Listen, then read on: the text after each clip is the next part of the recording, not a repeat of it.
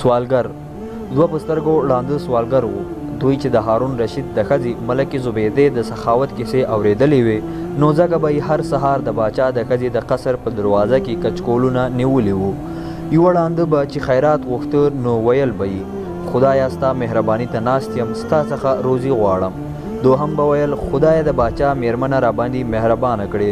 کله چې به زبیده تېرېده او دواړو خبرې به یې اورېدلې نو هغه چې د الله مهرباني غوښتله 2 دیناره ورکول او هغه ته چې د دې د باچا د میرمنې ملکې زبیدې مهرباني غوښته یو سورکړی چرګ او د چرګ په نس کې 10 دیناره ورکول. 9 ورځې همدا راز تېرې شوې. 10مه ورځ د عادت خلاف یو سوالګر ناست و او ملګری یې نه و. ملکې هغه کس ته وویل چې آیا نور بس نه دی؟ دا د 10مه ورځ ده چې له تا سره ډېره ښه مرسته کوم.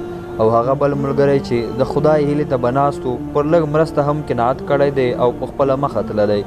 سوالګر رابرک شو او ورته یې وویل کومه ده چې ډېره مرسته دې راسره کړې خو هره ورځ به دې راته یو سور چرګ رالیږه او ما به هم پر خپل ملګري په 2 دیناره پلورول ځکه ما د چرګ په ځای پیسو ته اړتیا لرله. ملکه مسکی شوه او ورته یې وویل ساده انسانه ما د هغه سورکړي چرګ په منځ کې 10 دیناره هم درته رالیږل او تا ساده به په 2 دیناره پلورل. هغه کس چې د خدای جل جلاله مهرباني غوښتله دا د نن یې ښې ډېرې پیسې وموندلې او تا چې د بنده مهرباني دې غوښتله نو پر هماغه حال یې. د انسان څخه د هیڅ شي تمه مه کوئ. د هر شي غوښتنه او تمه له الله جل جلاله څخه وکړئ ځکه الله جل جلاله ډېر مهربان دی. د بنده غوښتنه پوره کوي او انسان هیڅ شی نشي کولی.